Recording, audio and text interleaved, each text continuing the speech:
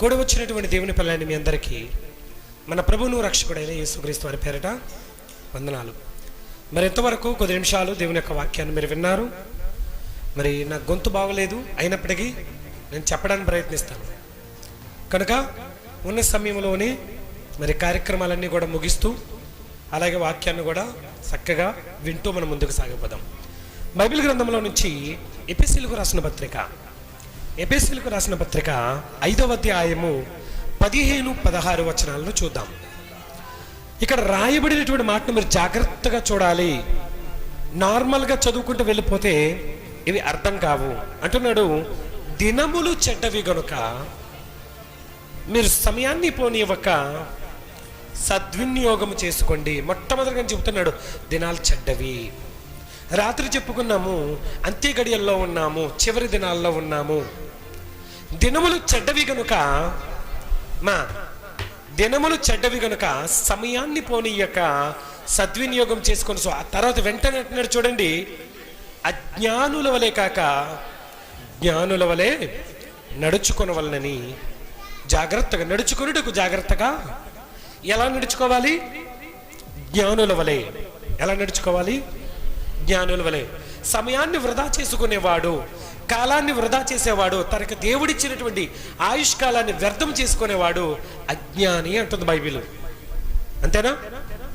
అంటే మీ సమయాన్ని పోనివ్వకుండా జ్ఞానుల వలె సద్వినియోగము చేసుకోవాలి అంటుంది.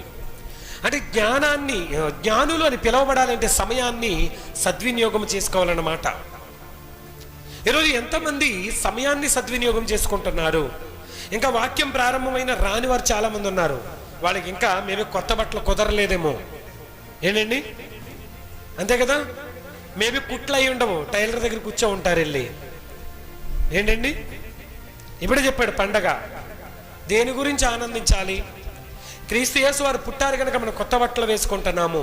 ఆయన పుట్టారు కనుక పిండి వంటలు చేసుకుంటున్నాం, భోజనం చేస్తున్నాం, ప్రేమ విందు చేసుకుంటున్నాం, మంచిదే. కానీ వీటన్నిటికంటే ప్రాముఖ్యమైనది దేవుణ్ణి ఆరాధించడం. అసలు క్రిస్మస్ అనే పేరులోనే క్రైస్ట్ ప్లస్ మాస్. క్రైస్ట్ అంటే క్రీస్తు ప్రభువారు, మాస్ అంటే ఆరాధన అని అర్థం. ఏంటి? క్రిస్మస్ అనేటువంటి పదానికి అర్థం ఏంటి? క్రీస్తును ఆరాధించడము. క్రీస్తుని ఆరాధించేవారు ప్రియమైన వారలారా, వాళ్ళు నిజమైనటువంటి క్రిస్మస్ను జరుపుకుంటున్నట్లుగా మనం తెలుసుకోవాలి. బట్టలను ఆరాధించేవారు, తిండిని ఆరాధించేవారు ఇది కాదు. ఇది అందరూ కూడుకున్నాం కనుక చేస్తున్నాం, తప్పలేదు. కానీ ఇదే ప్రాముఖ్యం అనుకుంటే మన క్రిస్మస్లో క్రీస్తు ఎగిరిపోతాడు, క్రీస్తు మిస్ అయిపోతాడు. అప్పుడు ఏమవుద్ది? క్రిస్మస్ కాస్త క్రిస్ట్ మిస్ అవుద్ది. మిస్ అయిపోతే ఏమవుద్ది? క్రీస్తు మిస్ అయిపోతే ఏమవుద్ది? లోకమందున్న పండగ లాంటిది అయిపోద్ది. కాబట్టి క్రిస్మస్ని క్రిస్మస్ లాగా ఆచరిద్దాం. ఆయన ఆరాధించడానికి సమయానికి వచ్చేయాలి. మీకు తెలుసా, జ్ఞానులు ప్రయాణమయ్యారు. జ్ఞానులు తమ ప్రయాణమయ్యి ఎంత సమయం పట్టిందో తెలుసా వారికి రావడానికి? సుమారుగా శాపదేశం నుండి వారు ప్రయాణమై రావడానికి చాలా కాలం పట్టింది. ఎంతకాలం అని చెప్పలేం, కానీ సుమారుగా 2 సంవత్సరాల వరకు పట్టి ఉండొచ్చు. అంత సమయం వాళ్ళు ప్రయాణం చేసుకుంటూ వచ్చారు. ఎవరి కోసం అమ్మా? ఎవరి కోసం? దేనికోసం? క్రిస్మస్ చేసుకోవడం కోసం. వాళ్ళు దేనికోసం? ప్రయాణంలో ఉన్నాడు ఎలా ఉంటాడు? ఫ్రెష్గా ఉంటాడా? ఏమా అలిసిపోయి ముఖమంతా పీక్కుపోయి, అందులోనూ ఒంటిలో కారులు కాపోయి ఏసీ బస్సుల విమానాలు కూడా కాదు. ఏంటండి? వీటన్నిటిని బట్టి మనం ఎలా ఉంటాం? అప్పుడు అలిసిపోయి ఉంటాం. జ్ఞానుల పరిస్థితి కూడా అదే. కానీ సమయాన్ని పోనివ్వకుండా వాళ్ళు ఏం చేసుకున్నారు? సద్వినియోగం చేసుకున్నారు. అందుకే తూర్పు దేశపు జ్ఞానులు అని బైబిల్లో రాయబడింది. దేవుడే జ్ఞాని అని రాయించాడంటే వాళ్ళు ఎంత గొప్ప జ్ఞానులో. అంతే కదా? దేవుడు జ్ఞాని అని రాయించాడు అంటే వాళ్ళు ఎంత గొప్ప జ్ఞానులో. ఇప్పుడు ఈ సమయంలో మనం చూద్దాము, ఎందుకు వీరు జ్ఞానులయ్యారు అనేటువంటి విషయాన్ని మీరు చూస్తే మీకు అర్థమవుతుంది. 4వ అధ్యాయం సామెతల గ్రంథం 7వ వచనాన్ని చూద్దాం. సామెతల గ్రంథం 4వ అధ్యాయము 7వ వచనాన్ని మనం చూద్దాం. జ్ఞానమును సంపాదించుకున్నటయే జ్ఞానమునకు ముఖ్యాంశము. ఏమంటున్నాడు? జ్ఞానాన్ని సంపాదించుకున్నటయే జ్ఞానమునకు ముఖ్యాంశము. అంటే జ్ఞానము సంపాదించుకుందామనుకోవడం కూడా జ్ఞానమే. మీకు అర్థమైందా? క్రీస్తును చూడాలనుకున్నారు కాబట్టి జ్ఞానులు అయ్యారు వాళ్ళు, లేకపోతే జ్ఞానులు కాదు వాళ్ళు. శాపదేశము నుండి రాణి వచ్చింది, శాపదేశము నుండి రాణి వచ్చింది. సొలొమోను గారి యొక్క జ్ఞానాన్ని పరిశీలించిన తర్వాత, ఆహా ఏమి జ్ఞానం అనేది, దేవుడిచ్చిన ఆ మహోన్నతమైనటువంటి ఏమి జ్ఞానం అది, నిజంగానే నన్ను ఆనందింపజేశావు, నన్ను సంతోషపరిచావు అని ఎన్నో బహుమతులు ఇచ్చిందామె. ఎవరామె? శాపదేశపు రాణి. సొలొమోను జ్ఞానాన్ని పరీక్షించడానికి వచ్చిందంటే ఎంత తెలివైందో కదా. సొలొమోనుకి జ్ఞానాన్ని పరీక్షించడానికి వచ్చిందంటే ఆమె ఎంత తెలివైందో. కానీ ఆమె కూడా మైమరచిపోయింది. సొలొమోను జ్ఞానానికే ఆశ్చర్యపోయింది. ఎక్కడి నుంచి వచ్చిందండి? శాపదేశము నుండి. శాపదేశపు రాణి ఎంత దూరం నుంచి వచ్చిందో. చాలా తెలివైంది అయితేనే జ్ఞానాన్ని శోధిస్తాడు. జ్ఞాని దేన్ని శోధిస్తాడు? జ్ఞానాన్ని, అజ్ఞానాన్ని కాదు. మనం జ్ఞానాన్ని శోధించి తెలుసుకోవాలి. అందుకంటున్నాడు జ్ఞానమును గురించి, జ్ఞానము సంపాదించుకున్నటే జ్ఞానమునకు ముఖ్యాంశము. ఇంగ్లీష్లో చక్కగా రాయబడి ఉంటుంది అది. మీరు జ్ఞానాన్ని సంపాదించుకోవాలనుకోవడం కూడా మీకు జ్ఞానమే అంటాడు ఇంగ్లీష్లో, అంతే కదా. జ్ఞానాన్ని మీరు సంపాదించుకోవాలనుకోవడం కూడా జ్ఞానమే, నిజమే అది. ప్రియమైన వారలారా, ఈరోజు మనం ఆలోచిద్దాం, ఎందుకు వీరు జ్ఞానులయ్యారు, అసలు ఎందుకు వీరు జ్ఞానులుగా పిలువబడ్డారు, వీళ్ళు ముందు చూపేంటో ఈరోజు మనం ఆలోచిద్దాం. సమయంలోనే నేను ముగిస్తాను, జాగ్రత్తగా మనసు పెట్టి ఆలోచించండి, ఆలకించండి. మీరు ఎప్పుడు విననేటువంటి సంగతులు మీరు వినబోతున్నారు. సామెతల గ్రంథం 8వ అధ్యాయం 35వ వచనం. నన్ను కనుగొన్నవాడు, దేని కనుగొన్నాడు? నన్ను కనుగొన్నవాడు. నన్ను కనుగొనడం అంటే ఇక్కడ ఎవరి గురించి మాట్లాడుతున్నారు? జ్ఞానము గురించి మాట్లాడుకుంది. జ్ఞానం అంటుంది నన్ను కనుగొన్నవాడు దేని కనుగొన్ను? జీవమును కనుగొను. అంటే జ్ఞానములో ఏముంది? రక్షణ ఉంది. జ్ఞానములో ఏముంది? జీవం ఉంది. జ్ఞానములో ఏముంది? విడుదల ఉంది. జ్ఞానములో మనకేముంది? పాపక్షమాపణ ఉంది. నన్ను కనుగొనువాడు జీవమును కనుగొను, యెహోవా కటాక్షము వానికి దేవుడు దయ చూపిస్తాడు. అంటే నువ్వు జ్ఞానమనబడినటువంటి క్రీస్తును వెతకాలి. ఈరోజు మనం చెప్పుకుంటున్నటువంటి జ్ఞానులు కూడా ప్రియమైన వారలారా ప్రయాణమై వచ్చారు. మత్తయి సువార్త 2వ అధ్యాయము 1వ వచనం నుండి మీరు చూడండి. వారు దేనిని కనుగొన్నారో, వారు కనుగొన్నటువంటి దాన్ని ఎంత చక్కగా డిస్క్రైబ్ చేశారో మీరు చూస్తే ఆశ్చర్యపోతారు. మీరు తెలుసా, రాజైన హేరోదు దినముల యందు యోదయ బెత్లెహేములో యేసు పుట్టిన పిమ్మట ఇదిగో తూర్పు దేశపు జ్ఞానులు యెరూషలేమునకు వచ్చారు. అమ్మా, ఎవరొచ్చారు? తూర్పు దేశపు జ్ఞానులు యోదయ బెత్లెహేముకు వచ్చారు. అక్కడికి వచ్చి యెరూషలేముకు వచ్చి, యూదుల రాజుగా పుట్టినవాడు ఎక్కడ ఉన్నాడు? ప్రియమైన వర్లరా, ఇంతకీ శాపదేశానికి ఇజ్రాయేలీ దేశానికి చాలా దూరము, 1000 కిలోమీటర్ల దూరం ఉంది. మరి ఇజ్రాయేలు దేశంలో పుడతాడని శాపదేశంలో ఉన్నటువంటి జ్ఞానులకి ఎలా తెలుసు? ఏంటి జ్ఞానులు తూర్పు దేశం అన్నారు కానీ శాపదేశం ఎక్కడ రాయబడి ఉందని అంటారు. యెషయా గ్రంథం 60వ అధ్యాయము 6వ వచనం మీరు చూసుకోండి ఇంటికి వెళ్ళిన తర్వాత. అర్థమవుతుందా? అంటే వాళ్ళకి ఎలా తెలుసు? అందుకే మీకు చెప్పాను, సొలొమోను జ్ఞానాన్ని పరీక్షించడానికి వచ్చినటువంటి శాపదేశపు రాణి సొలొమోను రాసినటువంటి రచనలు తీసుకుని వెళ్ళింది. ఎక్కడ తీసుకుని వెళ్ళింది? శాపదేశం తీసుకుని వెళ్ళింది. ఆ శాపదేశములోనే ఈ జ్ఞానులు కూడా ఉన్నారు. వాటిని పరీక్షించి, వాటిని పరిశీలించి రక్షకుడు పుట్టబోతున్నాడు. రక్షకుడు ఎక్కడ పుట్టబోతున్నాడు? బెత్లెహేములో. వీరు వచ్చారు, డైరెక్ట్గా వచ్చేసారు. ఎక్కడికి అమ్మా? డైరెక్ట్గా వచ్చేసారు. వచ్చేసి అడుగుతున్నారు రాజుగారి ఇంటి దగ్గరకు వచ్చి. ఎందుకంటే పుట్టేవారెవరు? రాజు. ఎక్కడ పుట్టాలి? రాజు ఇంట్లో పుట్టాలి. కాబట్టి ఎక్కడికి వచ్చి అడుగుతున్నారు? రాజుగారింటికి వచ్చి అడుగుతున్నారు. ఏ రాజు? హేరోదు ఇంటికి వచ్చి అడుగుతున్నారు. అంతేనా మా పాయింట్? అర్థమవుతుందా? రాజు ఎక్కడ పుడతాడు? రాజు ఇంట్లోనే. కాబట్టి జ్ఞానులు డైరెక్ట్గా వచ్చి ఎవరిని అడిగారు? మాకు చూపించు. హేరోదు రాజు దగ్గరకు వచ్చి, యూదుల రాజుగా పుట్టినవాడు ఎక్కడ మాకు చూపించు, మేము ఆయనను పూజింపవచ్చు, చూడవచ్చి చూడడానికి వచ్చాం మేము. ఎలా తెలుసు వీరికి? ఎలా తెలుసంటే యోదా బెత్లెహేముకి డైరెక్ట్గా వీళ్ళు రావడానికి కారణం మేక 5:2. డైరెక్ట్గా వాళ్ళు రావడానికి కారణం. ఎందుకంటే సొలొమోను జ్ఞానాన్ని పరీక్షించడానికి వచ్చినప్పుడు శాబదేశపు రాణి కట్టలు కట్టలుగా బండలు బండులుగా బంగారము వెండి తెచ్చి సొలొమోను గారికి ఇచ్చి తిరిగి ముఖంలో ఏం తీసుకెళ్ళిందో తెలుసా? ధర్మశాస్త్రాన్ని తీసుకెళ్ళింది. ఏం తీసుకెళ్ళింది? ధర్మశాస్త్రాన్ని. ఆ ధర్మశాస్త్రాన్ని ధర్మశాస్త్రాన్ని పరీక్షిస్తున్నటువంటి జ్ఞానులకు తెలుసు, యూదులు రాజుగా పుట్టబోయేవాడు ఎక్కడ పుడతాడు. ఇప్పుడు అడ్రస్ చెప్పాలి. ఇప్పుడు ఏం చెప్పాలి?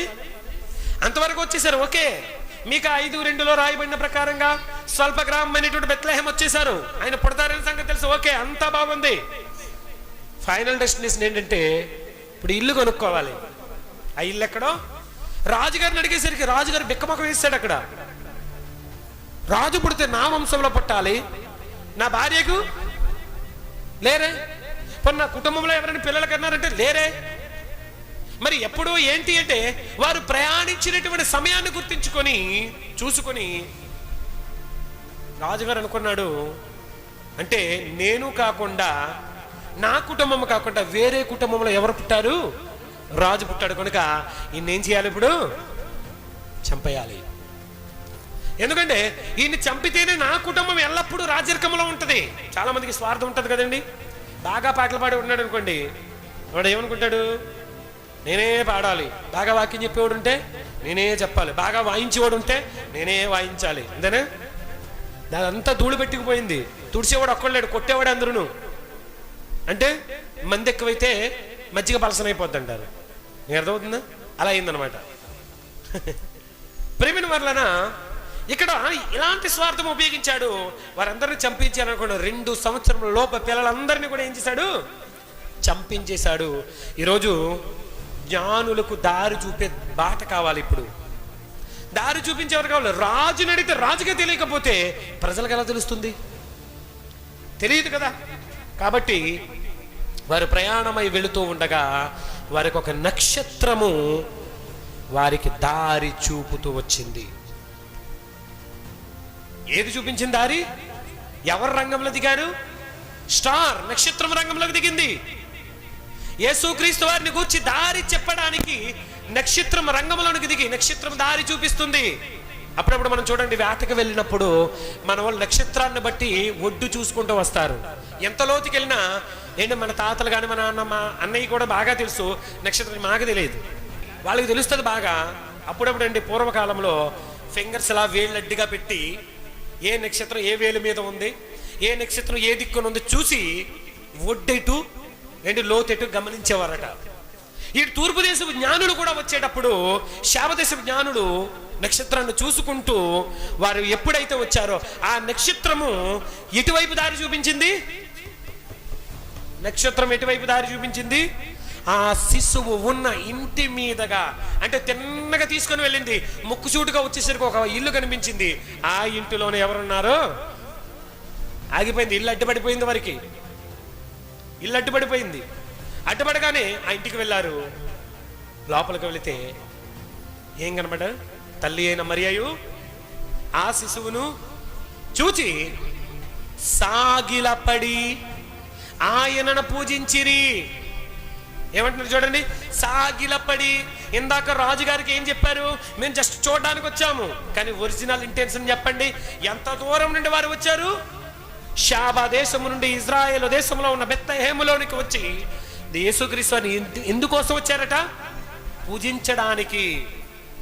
అక్కడ ఇంగ్లీష్లో రాయబడ్డదండి, దే వర్షిప్, అంటే వారు ఆరాధించిరి. ఏమని రాయబడి అక్కడ? వారు ఆరాధించిరి. రియల్ క్రిస్మస్, నిజమైనటువంటి క్రిస్మస్కి నిర్వచనం అది. మీరు క్రిస్మస్ పండగ పేరుతో దేవుణ్ణి ఆరాధించడానికి, ప్రార్థించడానికి, పూజించడానికి మీకు మనస్సు లేకపోతే మీ జీవితంలో క్రిస్మస్ అనేది లేదు. అక్కడ చూడండి, వారు వచ్చినది 5వ వచనాన్ని మనం చూద్దాం. వారు యోదయ, ఎక్కడ యూదుల రాజుగా పుట్టబోయేవాడు ఎక్కడ పుడుతున్నాడు అనగానే వారు అంటున్నారు చూడండి, అందుకు వారు యోదయ బెత్లెహేములోనే యాలయనగా, యోదయ దేశపు బెత్లెహేమా, నీవు యూదా ప్రధానులలో ఎంత మాత్రం అల్పమైన దానవు కావు. నా ప్రజలను పరిపాలించు అధిపతి నీలో నుండి వచ్చినని ప్రవక్త ద్వారా వ్రాయబడి ఉన్నది. ఎవరు రాశారు? మీకు 5:2 రాయబడింది.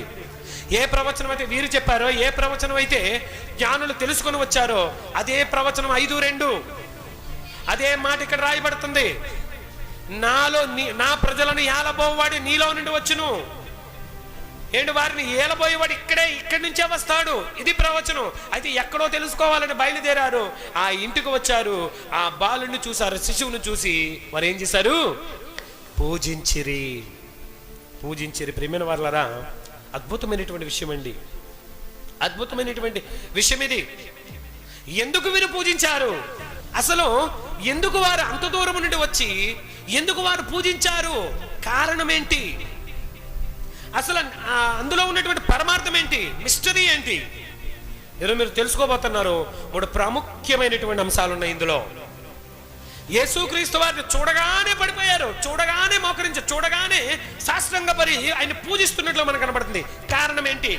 ఈ బాలుడని వారికి ఎలా తెలుసు? ఆయనని ఎలా తెలుసు? ఎలా గుర్తించగలిగారు వారు? రాత్రి చదువుకున్నాము, పరిశుద్ధాత్మ వలన తప్ప ఎవడును ఈయన క్రీస్తు ప్రభు క్రీస్తుని గుర్తించలేడట. అంటే జ్ఞానులకు ఎవరు తోడుగా ఉన్నారు? ఈ బాలుడే లోకరక్షకుడు. ఈ బాలుడే. చూడగానే వచ్చి పడిపోయారు, అర్థమైపోయింది ఈయనే అని. ఎలాగైతే సిమియోన్ అనేటువంటి ప్రవక్తకు ఈయనే లోకరక్షకుడు, ఈయనే దేవుడు కనబరచబో రక్షణని పరిశుద్ధాత్మ వలన బోధింపబడ్డాడు, యాజ్ ఇట్ ఈజ్ గా జ్ఞానులు కూడా ఏం చేయబడ్డారు? బోధింపబడ్డారు. ఎప్పుడైతే ప్రియమైన వారలారా వీరు సాష్టాంగపడి నమస్కరించారో వెంటనే చూడండి, జ్ఞానులు 3 రకాల బహుమానాలు తీసుకుని వచ్చారు. ఎన్ని రకాలు? ఎందుకు పూజించారో మీకు అర్థం అవ్వాలంటే 3 బహుమానాలు ఏంటో మీకు అర్థం కావాలి. ఫర్ కైండ్లీ ఇన్ఫర్మేషన్ మరలా చెబుతున్నాను. ఎందుకు వారు పూజించారో మీకు అర్థం కావాలి అంటే 3 బహుమానాలు ఏంటో అర్థం కావాలి. అర్థమవుతుందా? ఎందుకు దేవుడు జ్ఞానులు అన్నాడో మీ బలు వెలుగుద్దప్పుడు చూద్దాం. తమ పెట్టెలు విప్పి బంగారమును, సాంబ్రాణిని, బోళమును కానుకలగా ఏమేమి సమర్పించారట? బంగారమును 2:11 ఏంటండి? బంగారమును, సాంబ్రాణిని, బోళమును కానుకలుగా ఆయనకు అంటే మొక్కారు, వర్షిప్ చేశారు, ప్రార్థించారు. ఏంటండి? ఆయన గురించి స్తుతించారు. స్తుతిస్తారా? వర్షిప్ చేశారంటే ఆ మృక్కిరి అని ఉంది కదా, ఇక్కడ పాటలు పాడారా, గానం చేశారా, ఎలా చెబుతున్నారండి అంటారు. అందుకే యెషయా గ్రంథం 60వ అధ్యాయం ఒకసారి చదువుకుందాం మనం. మీకు ఇది కూడా క్లారిటీ వచ్చేయాలి మీకు. వారు ఏం చేశారో క్లియర్గా ఇక్కడ రాయబడలేదు, కానీ చేస్తారు అని మాత్రం ప్రవచనం ఉంది. చేస్తారు అని మాత్రము ప్రవచనం ఉంది. యెషయా గ్రంథం 50వ అధ్యాయము 6వ వచనాన్ని చూద్దాం. ఒంటెల సమూహము మిద్యాను ఏఫాల లేత ఒంటెలను నీ దేశం మీద వ్యాపించును. వారందరూ ఎక్కడి నుంచి వస్తారు? షాబా నుండి వచ్చెదరు. వారు ఏమేమి తీసుకొస్తారట? బంగారమును, దోపద్రవ్యములు అనగానే సాంబ్రాణి, బోళం మిస్ అయిపోయింది అనుకోకండి. సాంబ్రాణి, బోళం 2 కూడా దేనికి సంబంధించినవి? దోపద్రవ్యాలకి సంబంధించినవి. అర్థమవుతుందా? బంగారమును, దోపద్రవ్యములను తీసుకొని వచ్చెదరు. వారు యెహోవాకు ఏం ప్రకటించెదరు? ఎవరికి ప్రకటించారు? యేసుక్రీస్తు వారికి స్తోత్రాలను ప్రకటించారు. అదే ప్రవచనం రాయబడింది. వారు యెహోవాకు స్తోత్రములను ప్రకటించారు. అక్కడ వారు మొక్కారు, వర్షిప్. మనమందరం కూడా ఇందాక మనం ఆరాధన చేశాం, దేవాతి దేవుని మనం ఆరాధించాం, వర్షిప్ చేశాం ఆయన్ని. ఏమంటే సాక్షాత్తు దేవుడే మన మధ్యకి శరీరధారి వచ్చినటువంటి దినమిది. ఆయన ఆరాధించవా? ఆరాధించిన వారు జ్ఞానులయ్యారు, ఆరాధించినటువంటి వారు అజ్ఞానులవుతారు. ప్రేమైన వారు అంటున్నాడు చూడండి, వారు యెహోవాకు స్తోత్రములను ప్రకటించిరి. తర్వాత 2:16 మత్తయి సువార్త 2వ అధ్యాయము 16వ వచనాన్ని చూడండి. ఆ జ్ఞానులు తన్ను అపహసించిరని హేరోదు గ్రహించి, అంటే అంతకుముందు ఏం జరిగింది? దోత వచ్చింది, ఇదిగో మరలా మీరు హేరోదు దగ్గరికి వెళ్ళకండి. హేరోదు చెప్పాడు కదా, మీరు వెళ్ళి బాలుని కనుగొని మరలా వచ్చి నాకు చెప్పండి, నేను కూడా వెళ్ళి ఆయనను పూజిస్తాను, నేను కూడా ఆయన వెళ్ళి చూస్తాను, ఆయన ఎంత గొప్పోడో, యూదుల రాజు కదా అనగానే ఆ మాటలో కుట్ర ఉందన్న సంగతి దేవునికి తెలిసి దేవుడు ఏమని చేశాడు? వారికి మరలా దూతను పంపించి వేరొక మార్గమును వెళ్ళమని వారికి బోధింపబడింది. కరెక్ట్? నేను చెప్పింది కరెక్టేనా? అలాగే ఉంది కదా. అంటే వీరు వెళుతున్న మార్గమున వెళ్లకుండా మీరు మార్గాన్ని మారి వెళ్ళండి. కారణం ఏంటంటే మీరు వెళ్ళి చెప్పారనుకోండి, హేరోదు ఏం చేస్తాడు, వచ్చి బాలుడిని చంపేస్తాడు. కాబట్టి అక్కడ చూడండి, వారు తన్ను అపహసించిరని హేరోదు గ్రహించి వారి మార్గం మారిపోయి వెళ్ళిపోయినప్పుడు ఆగ్రహించి తాను జ్ఞానుల వలన వివరంగా తెలుసుకుని కాలమును బట్టి బెత్లెహేములోను దాని సకల ప్రాంతముల్లోను 2 సంవత్సరాలు మొదలుకొని తక్కువ వయసు గల మగపిల్లలందరినీ ఏం చేశాడు, చంపేశాడండి. మగపిల్లలందరినీ చంపేశాడు. ఎవరి కోసం? ఒక్క బాలుడిని కాపాడడం కోసం. ఎంతమంది బాలుడు బలయ్యారు చూడండి.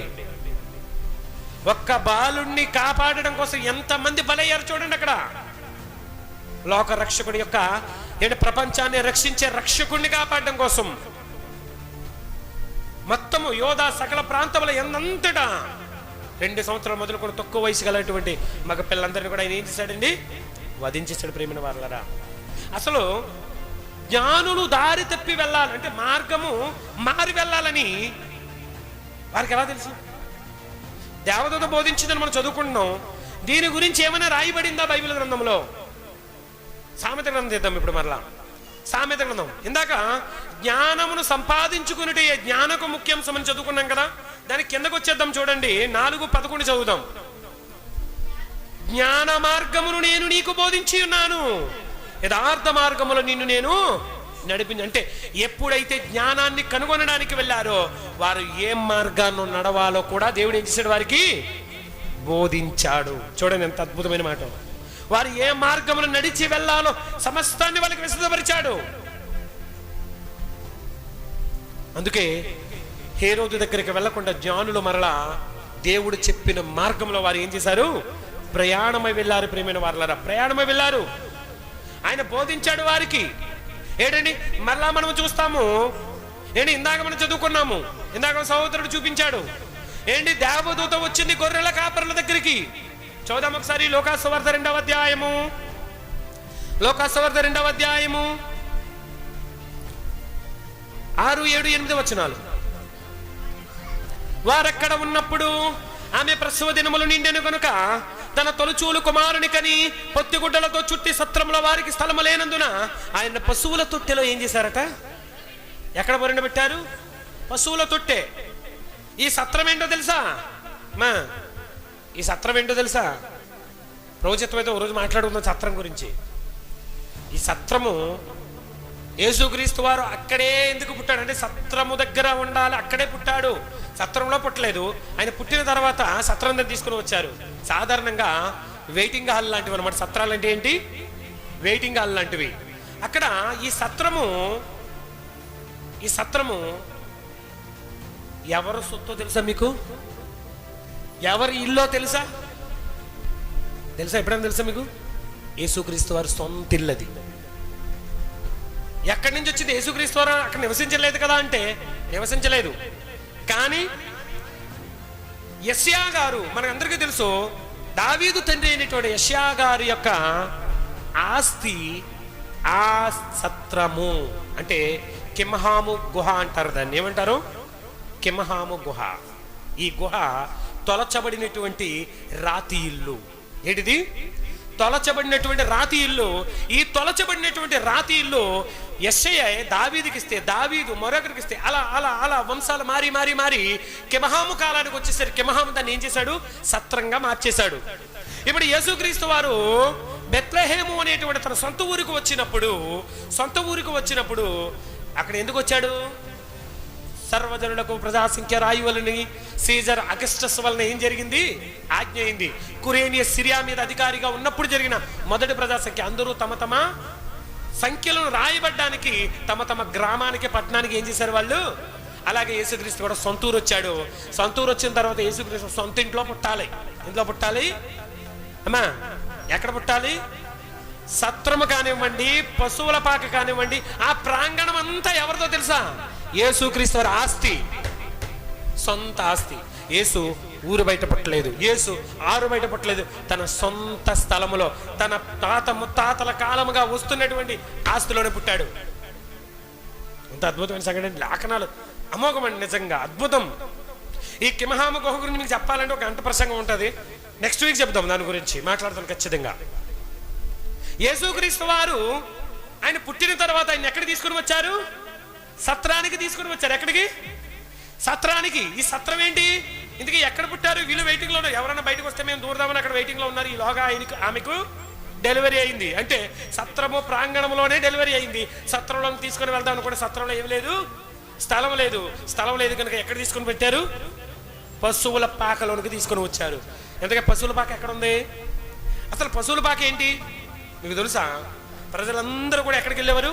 తమ తమ పట్టణాల గ్రామాలకు వెళ్ళి జనాభా లెక్కలు రాయించుకోవడానికి వెళ్ళారు. ఇలా జనాభా లెక్కలు రాయించుకోవడానికి వెళ్ళినటువంటి జనాల్లో మనలా బైకులు కార్లు వేసుకెళ్ళలేదు. ఏం వేసుకెళ్ళారు? వాళ్ళకి ప్రధానమైనటువంటి వాహనం ఏంటి? గాడిద. ఏడి ప్రధానమైనటువంటి వాహనం ఏంటి? సాధారణంగా ఒక బైక్ ఉన్నదనుకోండి మనకి పర్వాలేదు, ఒక యావరేజ్ ఫ్యామిలీ. అలాగే ఒక గాడిద ఉన్నదనుకోండి, ఒక యావరేజ్ ఫ్యామిలీ అనమాట.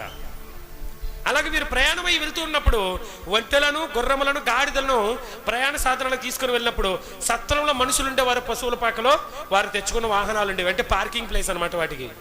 ఇప్పుడు సత్రంలో స్థలం లేకపోవడం యేసుక్రీస్తుని ఎక్కడ తీసుకుని వచ్చారు? పాక ఎవరిదే?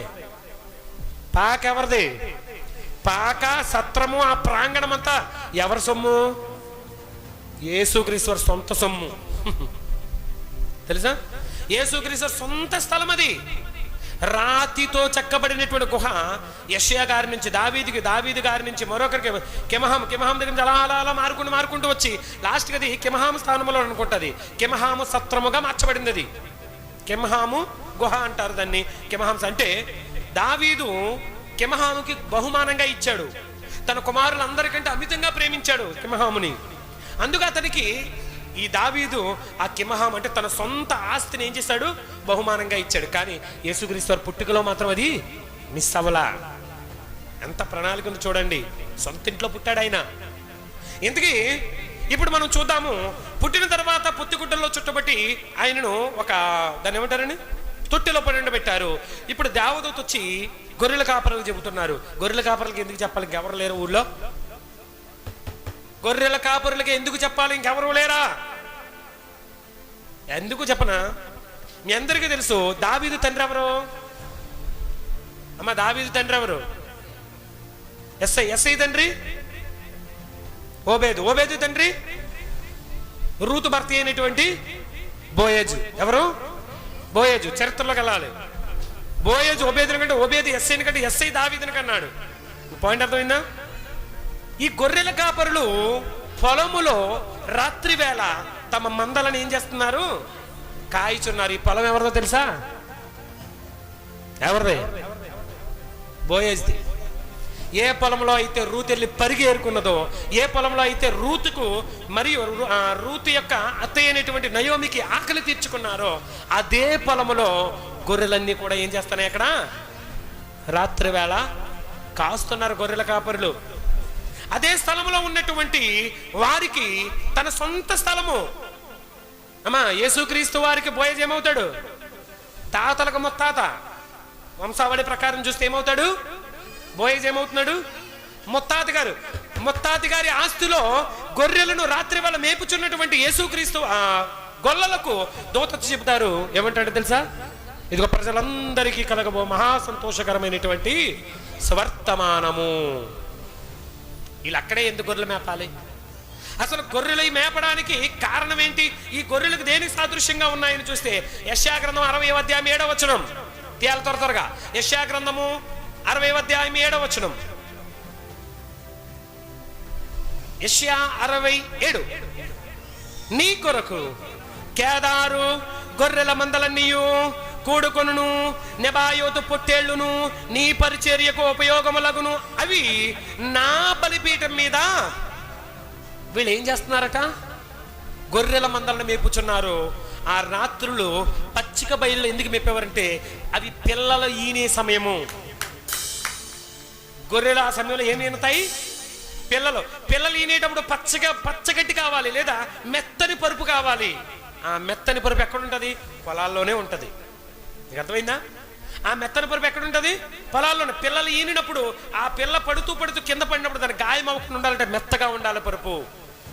ఆ నెబాయోతు పొట్టేళ్ళు కానివ్వండి, గొర్రెల మందలన్నీ కూడా నీ కొరకు పిల్లలు ఏంటాయి. ఎందుకో తెలుసా? గొర్రెలు పొట్టేళ్ళు దేనికి సాదృశ్యంగా ఉన్నాయి? దేనికి సాదృశ్యంగా ఉన్నాయి? యేసు క్రీస్తు వారి బలికి సాదృశ్యంగా ఉన్నాయి. దేనికి సాదృశ్యం అమ్మా? ధర్మశాస్త్రం ప్రకారము 1 సంవత్సరము ఏడాది వయసు ఉన్నటువంటి గొర్రెను కానీ పుట్టేళ్ళు కానీ ఏం చేస్తారు? పస్కా పశువు ఎవరింతకి? యేసుక్రీస్తు వారు. యేసుక్రీస్తు వారికి బదులుగా ఏం వధించబడుతున్నాయి? గొర్రెలు. ఆ గొర్రెలు వధించబడుతున్నటువంటి ఆ గొర్రెలను మేపుతున్నటువంటి గొర్రెల కాపర్లకు వెళ్ళి, మీకు ఇదే ఆనవాళ్ళు, ఒక శిశువు పొత్తి గుడ్డలతో చుట్టబడి ఇదిగో పశువుల తొట్టులో ఉన్నాడు. ఇది ఆనవాళ్ళు. ఒక ఆనవాళ్ళు చెప్తున్నాను చూడండి. ఒక శిశువు పొత్తి గుడ్డలతో చుట్టబడి ఆనవాళ్ళు.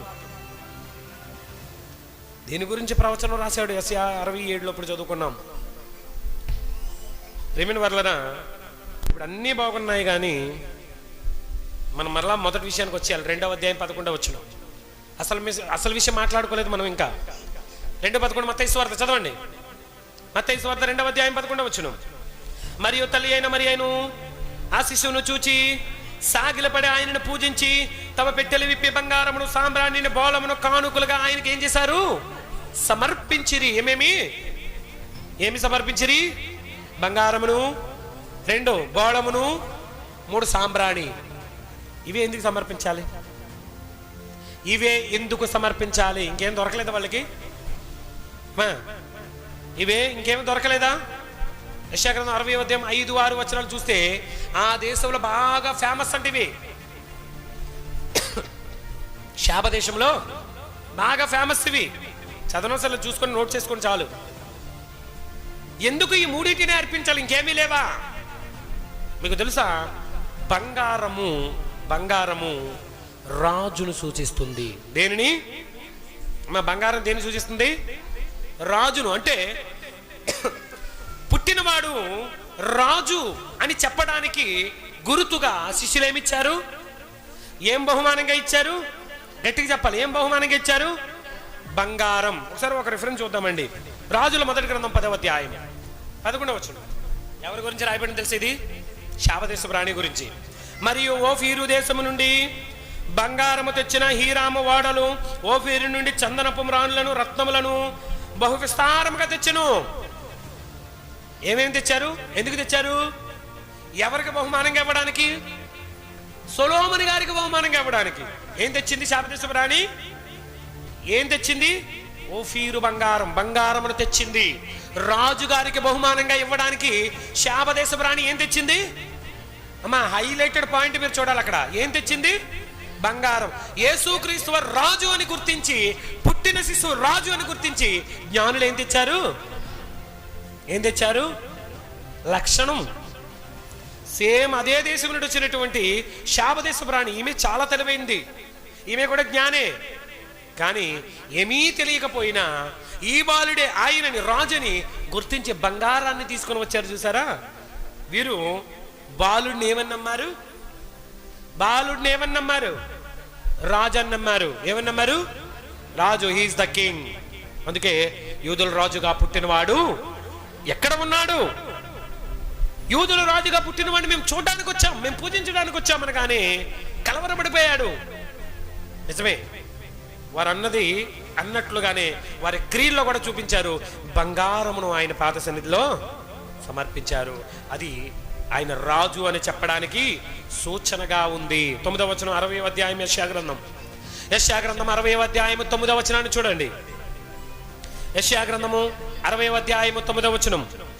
నీ దేవుడైన యెహోవా నామమును బట్టి ఆయన నిన్ను శృంగారించినందున, ఇశ్రాయేలు పరిశుద్ధ దేవుని నామమును బట్టి దూరము నుండి నీ కుమారులను తమ వెండి బంగారములను తీసుకుని వచ్చుటకు ద్వీపములు నా కొరకు కనిపెట్టుచున్నవి. తర్షీషు వాడలు వచ్చుచున్నవి.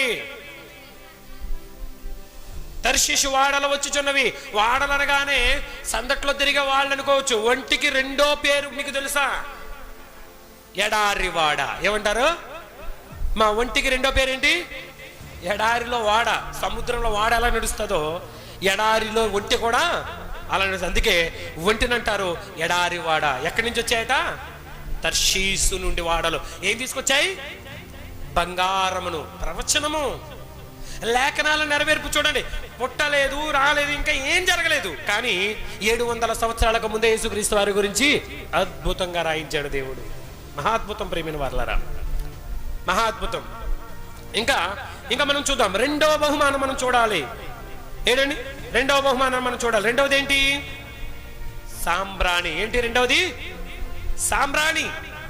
ఇది దేనికి సూచనగా ఉంది అమ్మా? సాంబ్రాణి దేనికి సూచనగా ఉంది? చూద్దాం. నిర్గమకాండం 30వ అధ్యాయం 35వ వచనం. నిర్గమకాండము 30వ అధ్యాయము 35వ వచనాన్ని చూద్దాం. వాటితో దోపద్రవ్యమును చేయవలను, అది సుగంధ ద్రవ్య మేళకుని పని చొప్పున కలపబడి ఉప్పు గలదియు స్వచ్ఛమైనదియు పరిశుద్ధమైనదియునైనా సుగంధ సంభారము. ఏంటిది? దోపద్రవ్యాలు అని చెప్తున్నాడు. చూడండి, ఈ పరిమళ ద్రవ్యం గురించి చెప్తున్నాడు. 34వ వచనం చదవండి. మరియు యెహోవా మోసేతో ఇట్లా నేను, నీవు పరిమళ ద్రవ్యములను అనగా జటమాంసి, గోపీ చందనము, గంధపు చెక్కను, ఈ పరిమళ ద్రవ్యములను స్వచ్ఛమైన సాంబ్రాణిని తీసుకొని వచ్చి నాకు అర్పించు. అంటే సాంబ్రాణి దేనికి సూచనగా ఉంది? దేవునికి సూచనగా ఉంది. జ్ఞానులు బాలుడే దేవుడని ఏం చేశారు? కనిపెట్టేశారు. జ్ఞానులు ఏం చేశారు? సాంబ్రాణిని బహుమానంగా ఇవ్వడం వలన ఈయన దేవుడని కనిపెట్టారు. ఎవరు? మోసే గారు సాంబ్రాణిని తీసుకొని వెళ్ళి యెహోవాను ఆరాధించారు. జ్ఞానులు సాంబ్రాణిని తీసుకొని వెళ్ళి ఎవరిని ఆరాధించారు? యేసుక్రీస్తు వారిని ఆరాధించారు. ఎంత అద్భుతం చూడండి, ఎన్ని అద్భుతమైనటువంటి సంఘటనలు రాశాడు. మరి కొంచెం ముందుకెళ్తే మూడవది ఏంటి? బోళము. ఇది చాలా చాలా చాలా ప్రాముఖ్యమైనటువంటి భావాన్ని తీసుకొని వస్తుంది. చదువుదాం ఒకసారి. యోహాను సువార్త 19వ అధ్యాయం 39వ వచనం. యోహాను సువార్త 19వ అధ్యాయం 39వ వచనం. మొదట రాత్రి వేళ ఆయన యొద్దకు వచ్చిన నికోదేము కూడా బోళముతో కలిపిన అగరును రమారమి 150 సేర్ల ఎత్తు తెచ్చాను. ఏం తెచ్చాడు?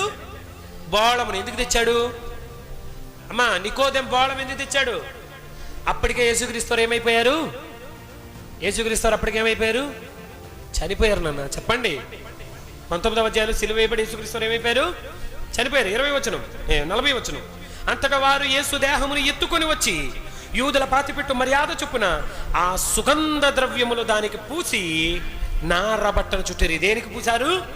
దేహమునకు పూశారంటే బోళము దేనికి గుర్తుగా ఉంది? ఈయన మన పాపముల కోసం మరణించి సమాధి చేయబడి తిరిగి లేస్తాడు అని నమ్మారు జ్ఞానులు. నమ్మిన వారు మీరు నమ్మితే గట్టిగా చప్పట్లు కొట్టండి. జ్ఞానులు నమ్మారు, మీరు నమ్మితే మీరు కూడా ఏమవుతారు? జ్ఞానులు. అజ్ఞానులుగా ఉండకండి అంటున్నాడు. చూడండి, ఆ రోజు నికోదేము ఎవరింతకి? అదే యోహాను సువార్త 4వ అధ్యాయంలో మనకు కనబడతాడు నికోదేము. అయ్యా, ఒకడు కొత్తగా జన్మించితేనే కానీ పరలోకి వెళ్ళలేడు అంటున్నావు కదా, కొత్తగా జన్మించుడు నేను మరలా మా తల్లి గర్భంలోకి వెళ్ళగలనా అంటాడు. ఆ నికోదేమే ఈ నికోదేము. మీకు అర్థమవుతుందా? ఆ నికోదేమే ఈ నికోదేము. ఈయన అంటాడు కదా, ఈయన యేసుక్రీస్తు వారి కోసం 150 సేర్లు అంటే ఎంతో మనకు తెలియదు, పెద్దగా కొలత 1200 గ్రాములేమో. 150 సేర్లు మొత్తం యేసు దేహానికి పూసి ఏం చేశారు వాళ్ళు? యూదుల ఆచారం దేహానికి పోయడం. మమ్మీలు చేయడం ఎవరికి తెలుసా? మమ్మీలు ఎవరు చేసేవారు తెలుసా? ఎవరు ప్రారంభించారో తెలుసు? దాన్ని యోసేపు గారు ప్రారంభించారు, మమ్మీఫికేషన్ చేయడం. మానవ దేహాలని మమ్మీలుగా చేసి గుడ్డలో చుట్టబెట్టి దాచిపెట్టే ప్రక్రియ యోసేపు ప్రారంభించాడు ఆ రోజు అక్కడ.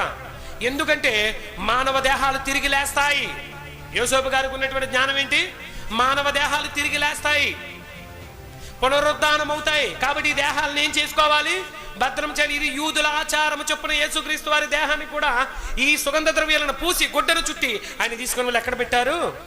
సమాధిలో ఉంచిరి. అంటే ఈ జ్ఞానులు బోళమును సమర్పించడం వలన ఏం తేటపడుతుంది మనకి? ఈ జ్ఞానులు బోళమును సమర్పించడం మనకేమర్థమవుతుంది?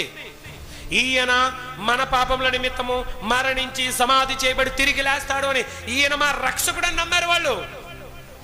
అంటే మొట్టమొదట బంగారం ద్వారా ఈయన రాజు, ప్రపంచాన్ని పరిపాలించబోతున్న రాజు. ఆయా రాజుల కాలంలో దేవుడు ఒక రాజ్యం స్థాపించును, దానికి ఎన్నటికీ అంతం కలగదన్నాడు దానియేలు గ్రంథంలో. ఆ రాజు ఎవరు కదా? ఈయన అని నమ్మారు.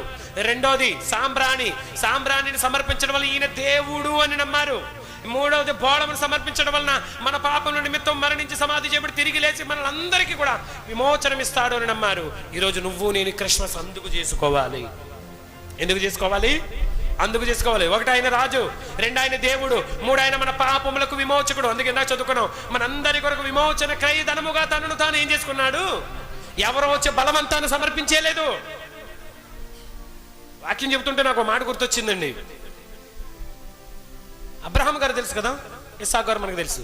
అబ్రహాం ఇస్సాకు ఇద్దరు కూడా మోరియా పర్వతం మీదకి ఎక్కెళ్తూ ఉంటారు. ఎక్కెళ్తూ ఉన్నప్పుడు బాలుడు కదండి, మహా అయితే 12 సంవత్సరాల వయసు ఉంటుంది. అప్పుడు ఆ సమయంలో మనోడిని అక్కడ తీసుకుని వెళ్ళిన తర్వాత అడుగుతాడు, నాన్న నిప్పు ఉంది, కట్టెలు ఉన్నాయి, తాళ్ళు ఉన్నాయి, అన్నీ ఉన్నాయి, గొర్రె పిల్లేది? ఏమడుగుతున్నాడు? అమాయకంగా అడుగుతున్నాడు, నాన్న గొర్రె పిల్లేది నాన్న. ఏంటి, అబ్రహాము గారికి ఇస్సాకు గారికి అబ్రహాం అన్న పిచ్చి ప్రేమ. ఎందుకంటే లేక లేక ఏకైక కుమారుడు, అది కూడా ఇప్పుడు 99 సంవత్సరాల కాలంలో పుట్టాడు. అందుకే ఎంత ప్రేమగా చూస్తాడు. ఏంటండి, కింద దించకుండా మోసే పని వాళ్ళు ఉన్నారు 218 మంది. ఇంట అలవర్చకుండా యుద్ధం చేసే పని వాళ్ళు ఉన్నారు. ఎవరికి? అబ్రహాం గారికి. ఇంకా పనికిరాని పని వాళ్ళు ఎంతమంది ఉన్నారు? ముసలోళ్ళు ముట్టుకోవాలి ఎంతమంది ఉన్నారు? ఆడించిన పిల్లలు ఎంతమంది ఉన్నారు? ఏంటి అంటాడు, నాన్న గొర్రె పిల్లేదు నాన్న, అన్నీ ఉన్నాయంటే అంటాడు, దేవుడే చూసుకుంటాడు. దేవుడే చూసుకుంటాడు అన్నప్పుడు కట్టెలు పేర్చాడు, అన్నీ చేశాడు. బాలుడిని పడుకుని పెడతాడు. దాని మీద పడుకుని పెట్టినప్పుడు ఏం చెప్పుంటాడంటారు? ఏం చెప్పుంటాడంటారు? నాన్న గొర్రె పిల్లేది, నన్ను పడుకుని పెడుతున్నావు ఏంటంటే, డాడీ ఒక ఆట ఆడుకుందామే, ప్రస్తుతానికి అందాక నువ్వే గొర్రె పిల్ల అనుకుందాం. ఏం చేద్దాం? ఏమనుకుందాం? నువ్వే గొర్రె పిల్ల అనుకుందాం. కొద్దిసేపు నీ కళ్ళకి గంతలు కట్టేసి నీ చేతులకి కట్టేస్తాను. దేవుడు గొర్రె పిల్ల ఇచ్చినంత వరకు నువ్వే ఏం చేయాలి? ఇప్పుడు గొర్రె పిల్లలా యాక్టింగ్ చేయి. ఒకవేళ దేవుడు ఆపకపోతే ఆ యాక్టింగే ఇస్సాకు జీవితంలో ఏమైపోయినండి? బలైపోయి. కానీ విశ్వాసమును బట్టి బలి ఇచ్చేశాడు. అతను ఇచ్చే అంత పని చేశాడు, చంపాడని కూడా. ఆ బాలుడు కూడా చూడండి, సరే డాడీ ఏంటి, గోల చేయలేదు, అల్లరి చేయలేదు, ఏమీ చేయలేదు, నిశ్శబ్దంగా హాయిగా కట్టెల మీద పడుకున్నాడు. ఇస్సాకు తనను తాను ఏం చేసుకున్నాడు? సమర్పించుకున్నాడు. ఇందాక మనం చదువుకున్న మాటలు కూడా యేసుక్రీస్తు వారు కూడా తనను తాను ఏం చేసుకున్నాడు? యేసుక్రీస్తు వారికి సూచనగా ఎవరు కనబడుతున్నారు మనకి? ఏంటి, సారా ఇస్సాకులు కనబడుతున్నారు మనకి. వాగ్దాన పుత్రుడు ఆయనకి సూచనగా కనబడుతున్నాడు. అదే కొండ మీద యేసుక్రీస్తు వారు బలి అయ్యారు. తెలుసా మీకు? ఏ కొండ మీద ఇస్సాకును మోరియా పర్వతం బలిచ్చాడు, ఆ పర్వత శ్రేణుల్లో ఒక శ్రేణి గొల్గోతా కపాలం అనబడినటువంటి స్థలం. అక్కడే యేసుక్రీస్తు వారు బలి అయ్యాడు. అదే కొండ. కావలసిన చరిత్ర చూసుకోండి వెళ్ళి, బైబిల్ అండి. అందుకే అంటాడండి, ఒక మాట అంటే యేసుక్రీస్తు, ఆకాశం భూమి అయినా సరే గతించిపోతాయి కానీ నా మాట ఒక్క అక్షరము కూడా తప్పిపోదు అంటాడు. తప్పిపోదు అంటే ఎగ్జాక్ట్గా రాయబడింది ఏమవ్వాలి? జరిగి తీరాలి. ప్రేమిన వాళ్ళరా, జ్ఞానులు ఎందుకు జ్ఞానులు అయ్యారు చెప్పండి? జ్ఞానాన్ని వెతుక్కొని రావడం వలన జ్ఞానులయ్యారు. జ్ఞానాన్ని వెతుకుదాం అనుకోవడం వల్ల జ్ఞానులయ్యారు. జ్ఞానులైనటువంటి వీరు లేదా వచ్చినటువంటి వీరు బంగారాన్ని సమర్పించడం వల్ల జ్ఞానులయ్యారు. బోళమును సమర్పించడం వల్ల జ్ఞానులయ్యారు. ఇంకా మూడోదేంటి? బోళము, బంగారము, సాంబ్రాణి. ఈ సాంబ్రాణిని కూడా సమర్పించడం వలన జ్ఞానులయ్యారు. అంటే యేసుక్రీస్తు వారిని సరైన విధంగా గుర్తించగలగకపోతే నువ్వు అజ్ఞానిలా మిగిలిపోతావు. ఇప్పుడు చదవండి ఎఫెసీ 4:20. ఇప్పుడు చదవండి ఎఫెసీ 4:20. ఎందుకు మిమ్మల్ని ఇంత లోతుల్లోకి తీసుకుని వెళ్ళానంటే, పైనే మనం చదువుకుంటూ పోయామనుకోండి మనకు సత్యం అర్థం అవుద్ది, కానీ సర్వసత్యం అనేది అర్థం కాదు. ఎప్పటికీ మనం జ్ఞానులు కాలేమంటున్నాడు చూడండి. అయితే మీరు ఎవరి గురించి విన్నాం కదా, ప్రతి సంవత్సరం వింటున్నాం. యేసు పుట్టాడు, ఏంటి గొర్రెల కాపరులు చూశారు, గొల్లలు చూశారు, దోతలు పాడాయి, వింటున్నాం. యేసుని గూర్చి విని ఆయన యందలి సత్యము ఉన్నది ఉన్నట్లుగానే, అంటే ఓవరాల్గా ఇదే సత్యం ఇలా బోధించుకుని వెళ్ళిపోయామనుకోండి మీరు క్రీస్తుని గూర్చి ఏమీ నేర్చుకున్నవారు కారు, మీకేమీ తెలియదు అంటున్నాడు. అందుకే కొంచెం లోతుల్లోనికి తీసుకొని వెళ్ళాను, ఆ మిస్టరీలోనికి తీసుకుని, మర్మంలోకి తీసుకొని వెళ్ళాను.